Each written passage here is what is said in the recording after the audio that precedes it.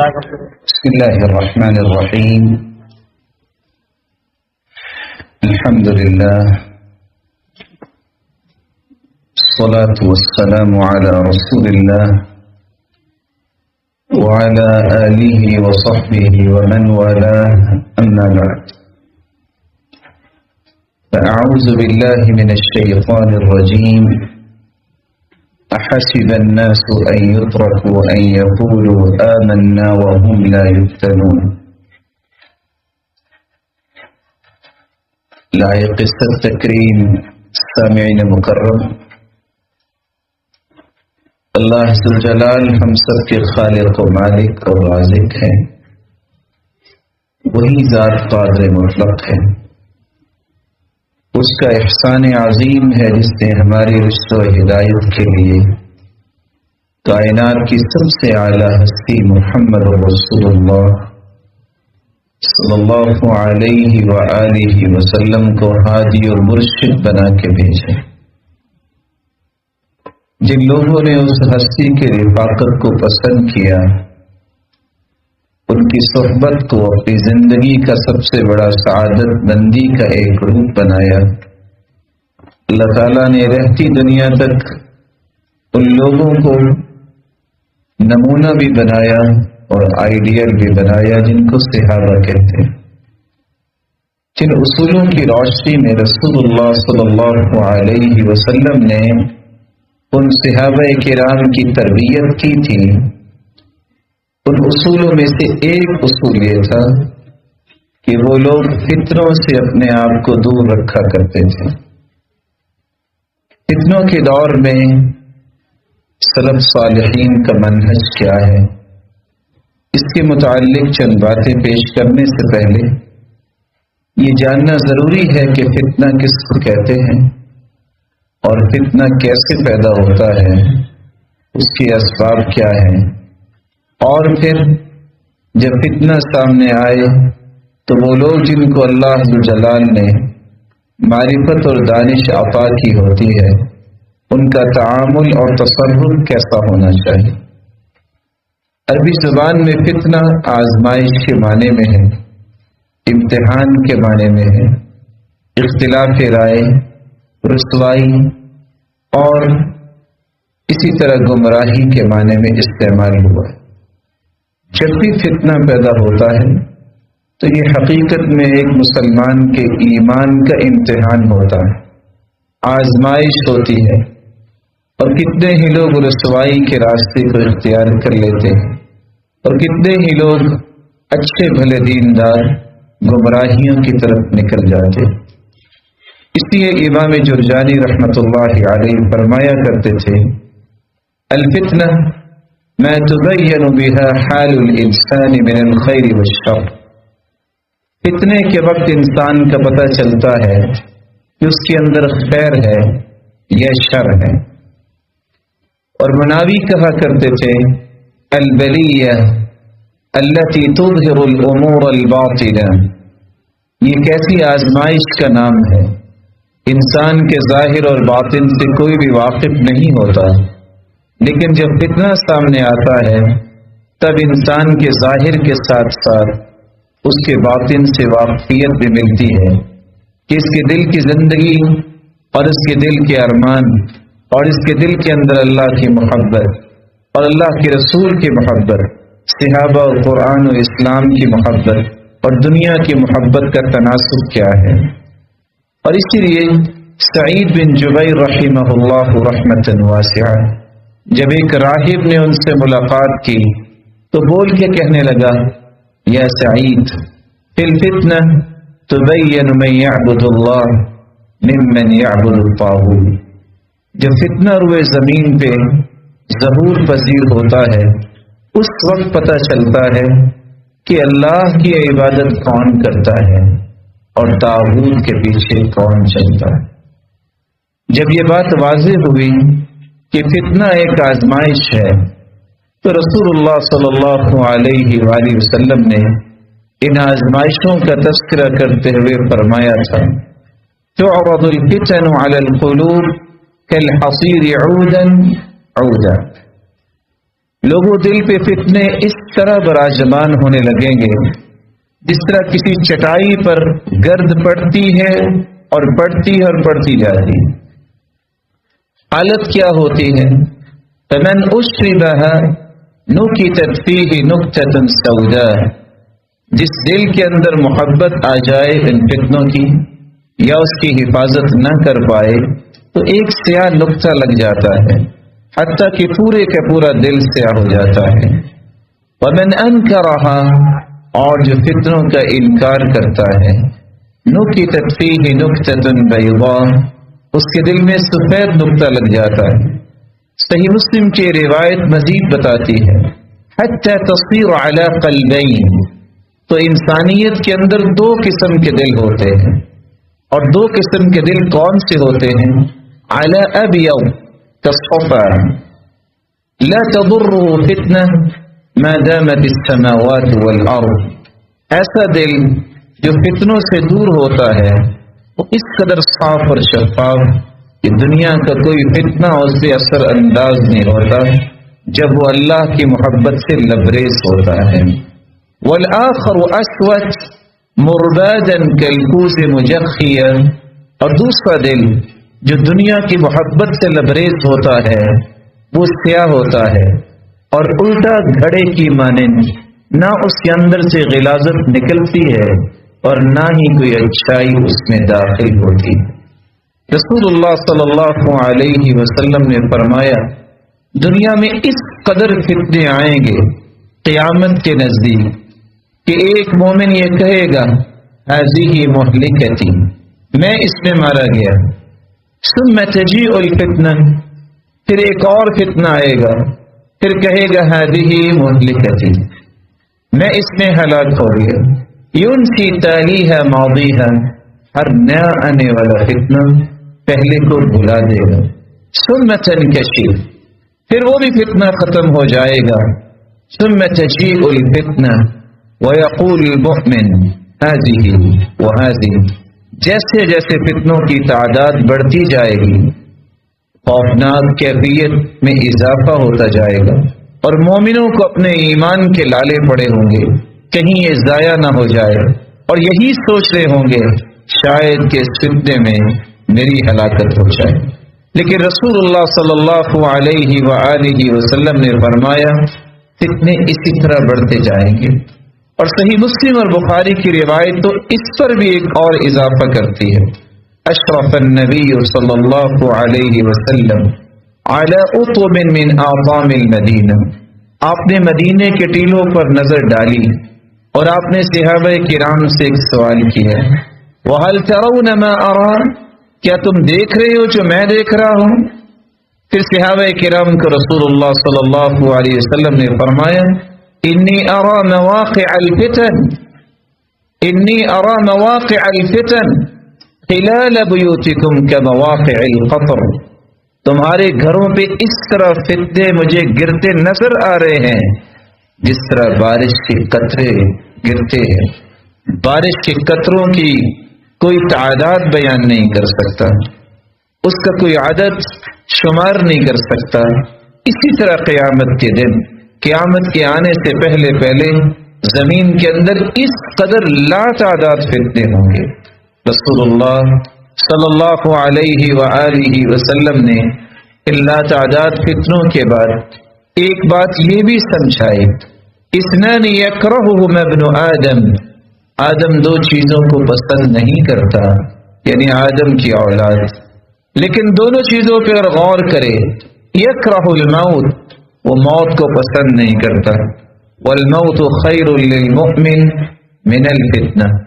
فتنے میں پڑ جانے سے بہتر ہے کہ اسے موت آ جائے، حالانکہ وہ موت کو پسند نہیں کرتا۔ یکرہ قلت المال وقلت المال،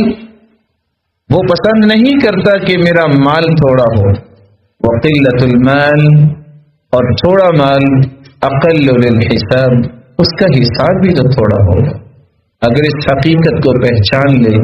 تو کبھی بھی اللہ ذوالجلال کے فیصلوں پہ ناراضگی کا اظہار نہ کرے، اور نہ ہی اللہ ذوالجلال نے جو اسے دیا ہے اس پہ ناشکری کا اظہار کرے، بلکہ دل کی اتھا گہرائیوں سے یہ کہے الحمدللہ، اس اللہ کی تعریف ہے جس نے مجھے وہ کچھ عطا کیا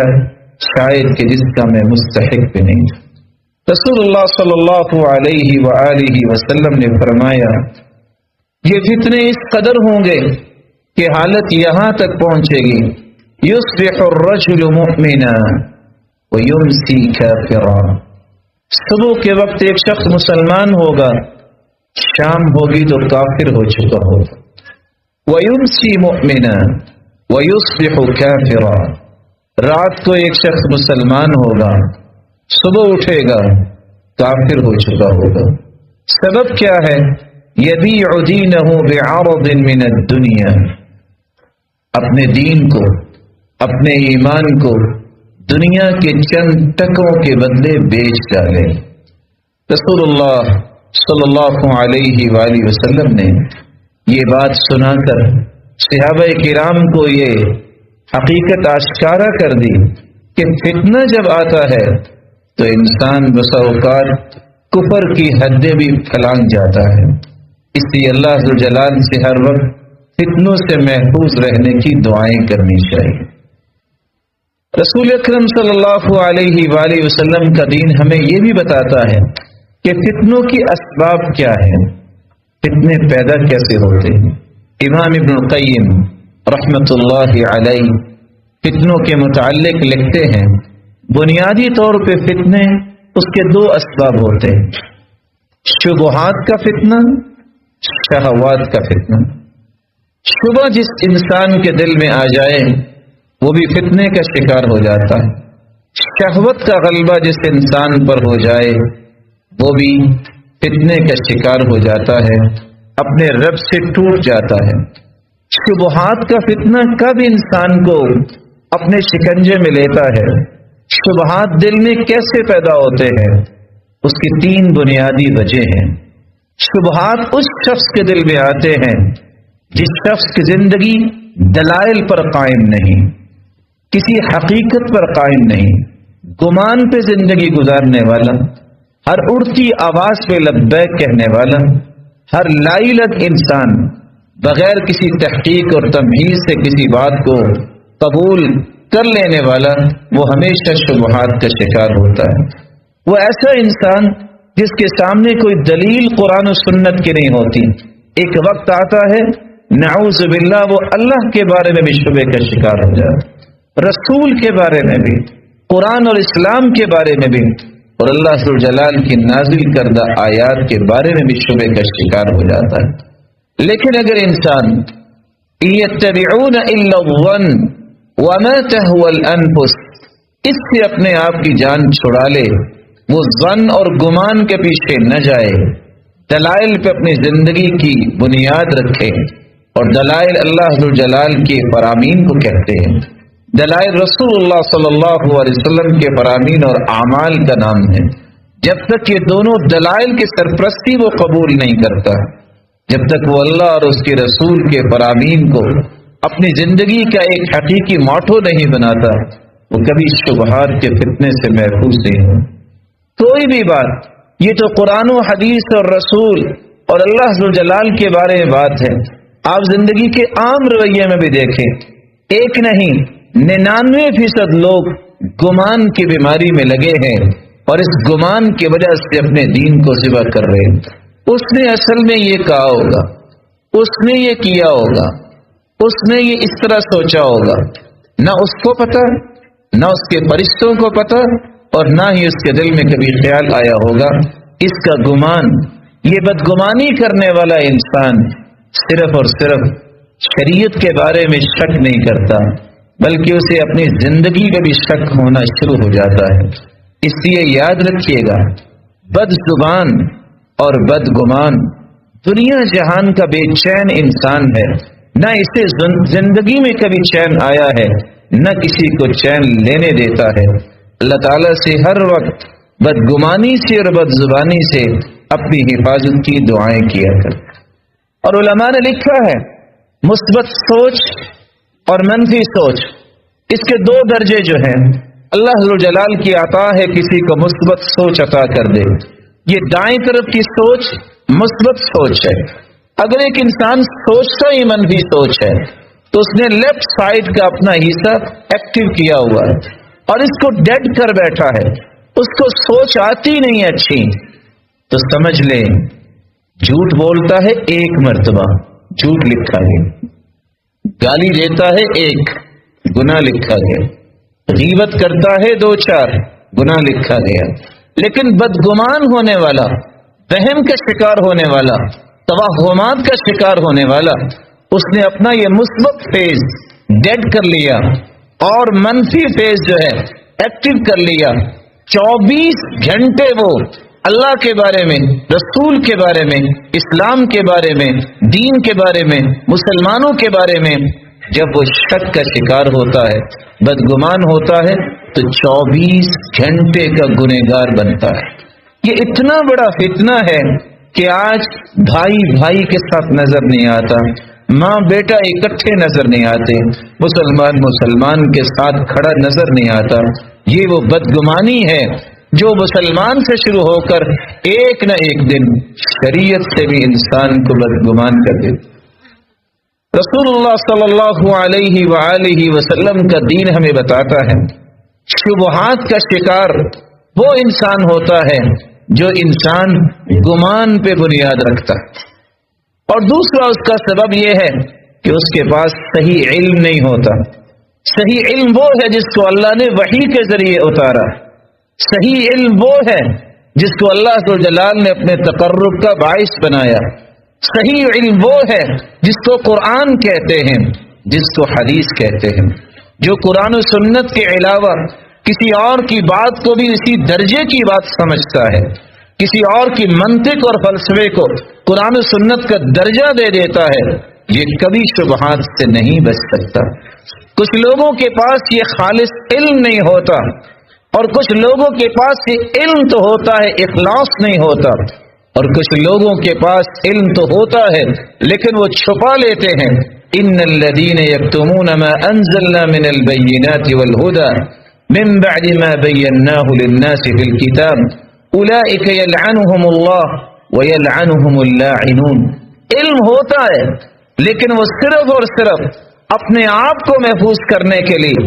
اپنی اولادوں کے فیوچر کی پلاننگ کرتے ہوئے شیطان کے ایسے شکنجے میں جاتے ہیں، حق بات لوگوں کو نہیں بتائیں گے، چھپا لیں گے۔ کیوں؟ ان کی خاص کی غرض ہوتی ہے، مفاد ہوتا ہے۔ یہ ذاتی مفادات کی زندگی گزارنے والا یہ بھی کبھی شبہات کے فتنے سے محفوظ نہیں ہو سکتا۔ مخلص کی نشانی یہ نہیں ہوتی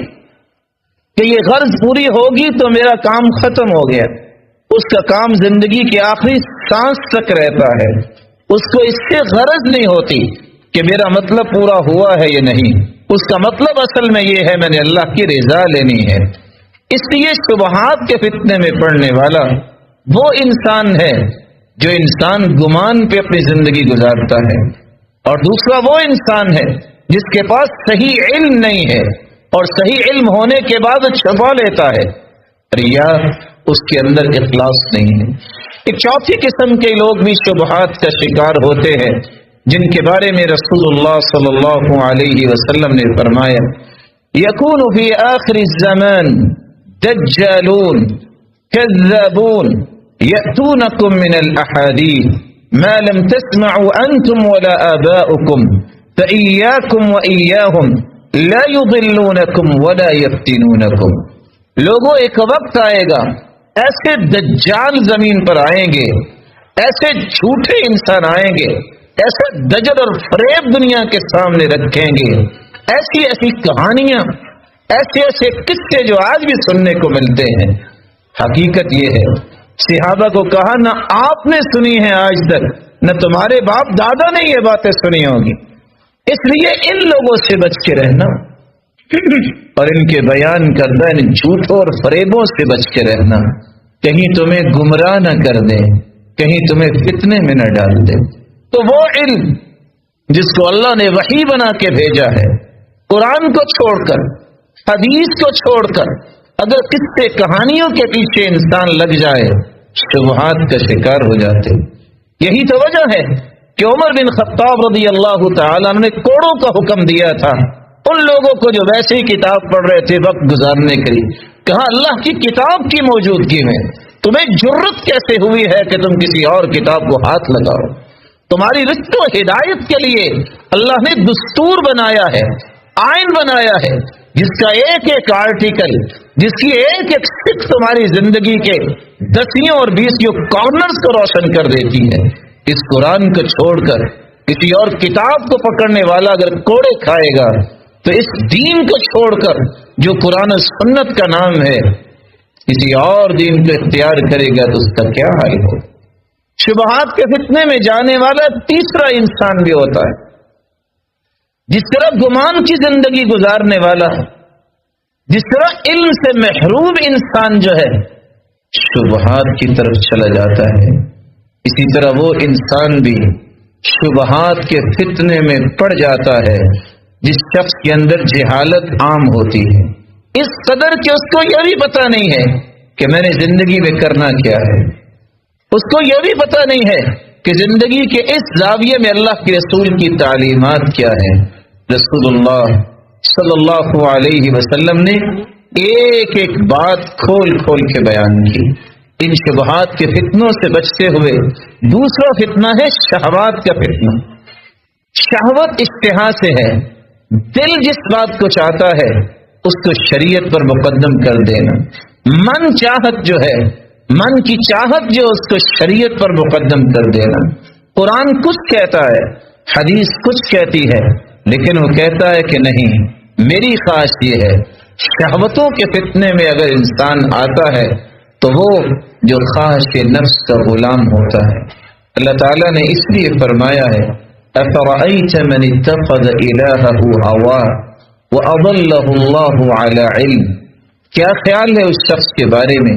جو اپنی خواہش کا غلام ہے، اپنی خواہش کا اسیر اور قیدی ہے؟ اس کے پاس دنیا جہان کی اگر دلائل آ جائے، علم آ جائے، تو اللہ نے فرمایا ہے کہ ہم اس علم کے باوجود بھی اسے گمراہ ہی رکھتے ہیں، کیونکہ اس نے علم سیکھنے کے بعد بھی اپنی خواہش کو ترجیح دی، اپنے نفس کی غلامی کی۔ اور دوسرا وہ شخص اس فتنے میں آتا ہے،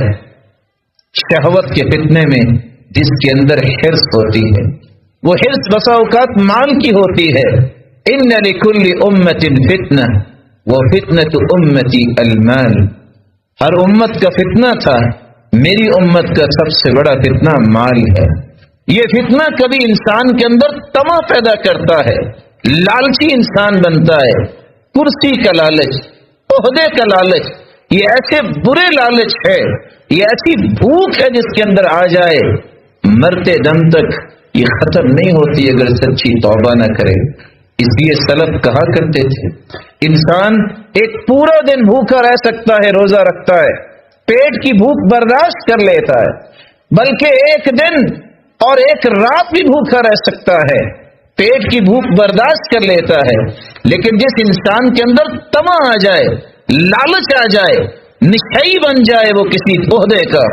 اس کے اندر ایسی لالچ اور ہوس آ جائے مجھے کرسی ملنی چاہیے، نہ اس کے سامنے دین کی کوئی عزت ہوتی ہے، نہ اس کے سامنے انسانوں کی کوئی قدر ہوتی ہے، نہ اس کے سامنے شریعت کی کوئی قدر ہوتی ہے۔